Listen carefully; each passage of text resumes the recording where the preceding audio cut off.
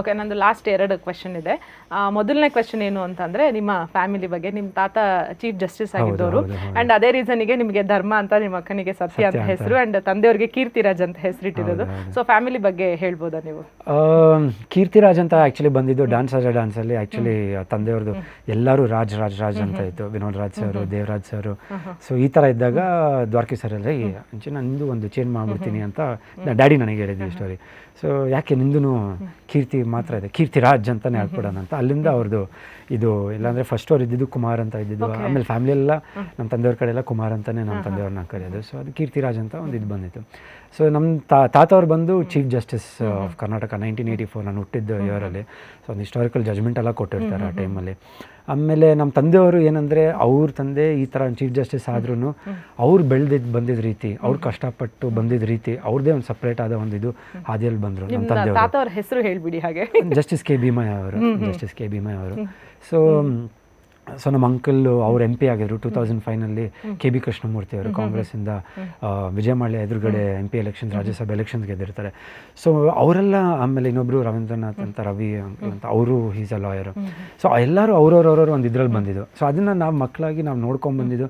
ನಮ್ಮ ತಂದೆಯವ್ರದ್ದು ಒಂದು ಅವ್ರದ್ದೇನು ಹೆಸರು ಮಾಡಿದ್ರು, ನಾವು ಯಾವತ್ತೂ ಅದನ್ನು ತೊಗೊಂಡು ಒಂದು ನಮ್ಮ ತಂದೆಯವ್ರ ಆ್ಯಕ್ಟ್ರು, ಫಿಲ್ಮ್ ಆ್ಯಕ್ಟ್ರು, ಅವ್ರು ದೊಡ್ಡ ವಿಲನ್, ನಾವು ಹಿಂಗೆ ಎದ್ಬಿಡ್ತೀವಿ, ಹಂಗಿರ್ತೀವಿ. ನಮ್ಗೆ ಹೆಡ್ವೇಟ್ ಬರಲಿಲ್ಲ ನನಗೂ ನಮ್ಮ ಮಕ್ಕಳು. ಆಮೇಲೆ ನಾವು ಅವ್ರು ಬೆಳೆಸಿದ ರೀತಿನೂ ಹಂಗೆ ಇತ್ತು. ನಮ್ಮ ತಂದೆಯವ್ರು ನಮ್ಮನ್ನ ಬೆಳೆಸಿದ್ದು ಧರ್ಮ, ಸತ್ಯ, ಧರ್ಮ ಅಂತ ಫಸ್ಟ್ ಹೆಸರು ಇಟ್ಟಿದ್ದೆ. ನಮ್ಮ ಅಕ್ಕಗೆ ಸತ್ಯ, ನನಗೆ ಧರ್ಮ. ಆಮೇಲೆ ಬೆಳೆಸಿದ ರೀತಿನೂ ಹಾದಿ ಹಂಗೆ ಇತ್ತು. ಎಲ್ಲೋ ಒಂದು ಕಡೆ ನಮ್ಗೆ ಎಕ್ಸ್ಟ್ರಾ ಇದು ಅದು ಯಾವತ್ತೂ ಇದು ಮಾಡಿದೆ. ಐ ಥಿಂಕ್ ತುಂಬ ನ್ಯಾಚುರಲಾಗೆ ಒಂದು ಬಸ್ಸು, ಒಂದು ಆಟೋ, ಒಂದು ಸೈಕಲ್ಲು, ಒಂದಿದ್ದು ಫೇಸಸ್ ಆಫ್ ಲೈಫಲ್ಲಿ ನೀನು ಪಾಸ್ ಮಾಡಿದ್ರೆ ಇದು ಯಾವ ಥರ ಹಿಂಗಿರುತ್ತೆ, ಒಂದು ಯಾವ ಥರನೇ ಬೆಳೆಸ್ಕೊಂಡ್ಬಂದ್ರು. ಸೊ ಆ ಇದರಲ್ಲಿ ಐ ಥಿಂಕ್ ಅದು ಇನ್ನೆರಿಟ್ ಆಗಿದ್ದು ಮನೇಲಿ ನೋಡ್ಕೊಂಡು ಬಂದಿರ್ತೀವಲ್ಲ, ತಂದೆ ತಾಯಿನ ನೋಡ್ಕೊಂಡು ಬೆಳೆದು ಅದು ಆಟೋಮ್ಯಾಟಿಕ್ಕಾಗಿ ನನಗೆ ಬಂದಿರೋದು. ನಾನೇನು ಹಿಂಗೆ ಇರಬೇಕು, ನಾನು ಹಿಂಗೆ ಇನ್ನಸೆಂಟೋ ಡೀಸೆಂಟೋ ಇಲ್ಲ, ಇದು ಸಿಂಪ್ಲಿಸಿಟಿ ಹಂಗೆ ಇರಬೇಕಂತ ಏನು ಇದ್ದಿಲ್ಲ. ಅದು ತಾನಾಗ್ತಾನೆ ಅದು ನೋಡ್ಕೊಂಡು ಬೆಳೆದಿರ್ತೀವಲ್ಲ, ವಾತಾವರಣದಲ್ಲೇ ಬೆಳ್ಕೊಂಬಂದಿರ್ತೀವಲ್ಲ. ಆಮೇಲೆ ನಮ್ಮ ತಂದೆಯವರು, ನಮ್ಮ ತಾಯಿ ಆಕ್ಸಿಡೆಂಟ್ ಆದಾಗ ಕೈ ಕಳ್ಕೊಂಡಿರ್ತಾರೆ. ಸೊ ಅದನ್ನು ನೋಡಿದಾಗ ನಮ್ಮ ತಂದೆಯವರು ನಮಗೆ ಬುದ್ಧಿ ಬರೋಷ್ಟೊಳಗೆ ನನಗೂ ನಮ್ಮ ಕೈಯಲ್ಲಿ ಅವಾಗ ನಾನು ಇನ್ನೂ ನರ್ಸಿನೋ ಫಸ್ಟ್ ಸ್ಟ್ಯಾಂಡರ್ಡ್ ಬಟ್ ನಮಗೆ ಲೆವೆಲ್ ಆಫ್ ಇದು ಬಂದಾಗ ನಾವು ಅನ್ಕೊಂತೀವಿ, ಲೈಕ್ ಎಷ್ಟೊಂದು ಜನ ಅಂದ್ಕೊಂಡಿರ್ತಾರೆ ಆ ಟೈಮಲ್ಲಿ ಆ್ಯಕ್ಟ್ರು ಏನು ಮೋಸ್ಟ್ಲಿ ಹೆಂಗಿರ್ತಾರೋ ವೈಫ್ ಜೊತೆ ಅಂತ. ಬಟ್ ನಮ್ಮ ತಂದೆಯವರು ಒಂದು ಸ್ಟ್ರಾಂಗ್ ಸಪೋರ್ಟಾಗಿ ನಿಂತಿರ್ತಾರೆ ನಮ್ಮ ತಾಯಿ ಜೊತೆ. ಸೊ ಅದನ್ನು ನಾವು ನೋಡಿದಾಗ ಒಂದು ಬೆಲೆ ಕೊಡೋದು, ಒಂದು ಗೌರವ ಕೊಡೋದು, ಒಂದು ರೆಸ್ಪೆಕ್ಟ್, ಒಂದು ವುಮೆನ್ಗೆ ಒಂದು ರೆಸ್ಪೆಕ್ಟ್ ಕೊಡೋದು, ಒಂದು ಯಾವ ಥರ ಅಂತ ನಮ್ಮ ತಂದೆಯವ್ರ ಹತ್ರ ನಾನು ತುಂಬ ಕಲ್ತೀನಿ. ಅದು ಆ್ಯಕ್ಚುಲಿ ಒಂದು ಇದರಲ್ಲೂ ನಾನು ಹೇಳಿದ್ದೆ, ಒಂದು ಹನುಮಂತವರು ಫಸ್ಟ್ ಡೇ ಬಂದಾಗ ಒಂದು ಫಸ್ಟು ಬಂದಾಗ, ಐ ಥಿಂಕ್ ಇಲ್ಲಿ ಬಂದಾಗ ಗೌರವ ಅನ್ನೋದು ತುಂಬ ಮುಖ್ಯ. ಒಂದು ಮನುಷ್ಯನಿಗೆ ಗೌರವ ಕೊಡೋದು, ಆಮೇಲೆ ಬರೋದು ಫಸ್ಟು ಗೌರವ, ಆಮೇಲೆ ಇಲ್ಲಿ ನಮ್ಮ ಬಿಗ್ ಬಾಸ್ ರೂಲ್ಸ್ ರೆಗ್ಯುಲೇಷನ್ಸ್. ಒಂದು ಮನುಷ್ಯನಿಗೆ ಒಂದು ಗೌರವ ಅನ್ನೋದು ತುಂಬ ಮುಖ್ಯ ನಾವು ಕೊಡೋದು. ನನ್ನ ವಯಸ್ಸಲ್ಲಿ ಅವ್ರು ಚಿಕ್ಕವರಿದ್ರು ನಾನು ಎಷ್ಟೊಂದು ಸಲ ನಾನು ಮೋಕ್ಷಿತ ಅವರೇ ಅಂತಲೇ ಕರಿತಾ ಇದ್ದೆ, ಗೌತಮಿ ಅವರ ಅಂತಲೇ ಕರೀತಾ ಇದ್ದೆ.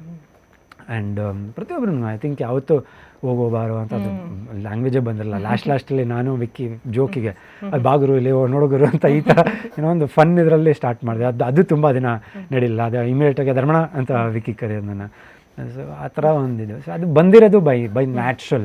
ಅದೇನೋ ಒಂದು ಅದಕ್ಕೊಂದು ಪ್ರಾಕ್ಟೀಸು ಇಲ್ಲ, ಅದಕ್ಕೊಂದು ಟ್ಯೂಷನ್ನು, ಅದಕ್ಕೊಂದಿದು ಅದೇನಿಲ್ಲ. ಐ ಥಿಂಕ್ ಅವ್ರನ್ನ ನೋಡ್ಕೊಂಡೇ ಬಂದಿದ್ದೀವಿ. ಆಮೇಲೆ ಅದೊಂದು ಇರುತ್ತಲ್ಲ, ನಮ್ಮ ತಂದೆಯವರ ಹೆಸರನ್ನು ಕಾಪಾಡಬೇಕು. ಅವರು ಯಾಕಂದರೆ ಅವ್ರು ಇಷ್ಟು ವರ್ಷ ಇದ್ದು ಇವತ್ತೂ ಅವ್ರು ಶೂಟಿಂಗ್ ಎದ್ದು ಹೋಗ್ಬೇಕಂದ್ರೆ 6 o'clock 6:30 ಎದ್ದು ರೆಡಿಯಾಗಿ ನಮಗೆ ಬೇಗ ತಿಂಡಿ ಕೊಡು, ಕಾರ್ ಬಂದೈತೆ ಹೋಗಬೇಕು ಅಂತ ಹೇಳ್ಬಿಟ್ಟು ಒಂದು 8 ಗಂಟೆ 7:30 8 ಗಂಟೆಗೆ ಶಿಸ್ತಾಗೆದ್ದು ಅದೆಲ್ಲ ನಾನು ಪಾಲಿಸ್ತೀನಿ. ಆಮೇಲೆ ಅವ್ರು ನಾನು ಸೆಟ್ಟಿಗೆ ಹೋಗ್ಲೋ ಅವರು ಕೆಲವೊಂದು ಚಿಕ್ಕ ಬರೀ ಒಂದು ದೊಡ್ಡವರು ಚಿಕ್ಕವರು ಕಾಲ ಮೇಲೆ ಕಾಲ ಹಾಕೊಂಡು ಕೂತ್ಕೊಂಡು, ದೊಡ್ಡವ್ರು ಬಂದಾಗ ಚಿಕ್ಕವರು ಗೌರವ ಕೊಡೋದು. ಐ ಥಿಂಕ್ ಒಂದು ಲೈಟ್ ಮ್ಯಾನಿಂದ ಹಿಡಿದು ಒಂದು ದೊಡ್ಡ ಆರ್ಟಿಸ್ಟ್ ಬಂದ್ರೂ ಯಾವ ಥರ ನೀನು ಇರಬೇಕು ಅಷ್ಟೇ ನಂಗೆ ಹೇಳ್ಕೊಡಿದ್ದು.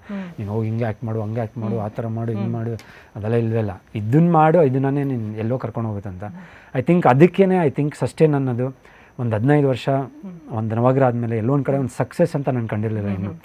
ಇನ್ನೂ ಒಂದು ಬ್ಲಾಕ್ ಬಸ್ಟರ್ ಸಕ್ಸಸ್ಸು, ಇಲ್ಲೊಂದು ಸೂಪರ್ ಹಿಟ್ಟು. ಬಟ್ ಹ್ಯಾಟ್ಸ್ ಆಫ್, ನನಗೆ ಏನಿಲ್ಲ ಅಂದ ಟೈಮಲ್ಲಿ ನಾನು ಬಂದು ಕೈ ಹಿಡಿದಾರೆ ಪ್ರೊಡ್ಯೂಸರ್ಸ್, ಡೈರೆಕ್ಟರ್ಸು. ಆಮೇಲೆ ಇವಾಗ ಲೈನಪ್ ಇರೋದು 6 ಸಿನಿಮಾ ಆಲ್ಮೋಸ್ಟ್ ರಿಲೀಸ್ ರೆಡಿ ಇದೆ. ಸೊ ಅದೆಲ್ಲ ಇದೆ ಅಂದರೆ ಐ ಥಿಂಕ್ ಬಿಕಾಸ್ ಆಫ್ ಈ ಫ್ಯಾಕ್ಟರ್ಸ್. ನಾನು ಎಲ್ಲೋ ಒಂದು ಕಡೆ ಕುಗ್ಗಿಲ್ಲ, ನಾನು ಡೈರೆಕ್ಷನ್ ಇರೋದು ಹಿಂಗೆ ಹೋಗ್ತೀನಿ, ಎಲ್ಲೋ ಒಂದು ಲೆಫ್ಟ್ ರೈಟ್ ತೊಗೊಂಡಿಲ್ಲ. ಹಿಂಗೆ ಇನ್ನೊಂದು ಆಸೆ ಇದೆ, ಇನ್ನೂ ಹೀರೋ ಅನ್ನೋದೇ ಒಂದು ಇದಿದೆ, ಎಲ್ಲೋ ಒಂದು ಪ್ರೂವ್ ಮಾಡೋಕ್ಕೆ ಇನ್ನೂ ಒಂದು ಟೈಮ್ ಇದೆ ಅಂತ ಒಂದು ಇದಿದೆ. ಬಟ್ ಖಂಡಿತವಾಗಲೂ ಐ ಥಿಂಕ್ ತುಂಬಾ ವೇಟ್ ಮಾಡೋಕ್ಕಲ್ಲ, ಒಂದು ಮಾಡಬೇಕು. ಆ್ಯಂಡ್ ಇದು ನಾನು ಬಂದಿದ್ದು ಒಂದು ಎಕ್ಸ್ಟ್ರಾ ಡಿಗ್ರಿ ಅಂತಲೇ ನಾನು ಹೇಳ್ಬೋದು. ನವಗ್ರ, ಕ್ಯಾಡ್ಬರೀಸ್, ಕಣ್ಸಲಿಗೆ ಹುಡುಗ, ಅದ್ರ ಪಕ್ಕದಲ್ಲಿ ಡೆಫಿನೆಟ್ಲಿ ಬಿಗ್ ಬಾಸ್ ಹುಡುಗ, ಧರ್ಮ, ಕೀರ್ತಿರಾಜ್ ಅಂತ ಬಂದೈತಿ ಇವಾಗ. ಸೊ ಐ ಥಿಂಕ್ ಅದಕ್ಕೆ ಜನರಿಗೆ ನಾನು ಥ್ಯಾಂಕ್ಸ್ ಹೇಳಬೇಕು. ಇನ್ಮೇಲಿಂದ ಐ ಥಿಂಕ್ ಇನ್ನೊಂದು ಜರ್ನಿ ಆಫ್ ಲೈಫೇ ನನಗೆ ಸ್ಟಾರ್ಟ್ ಆಗುತ್ತೆ.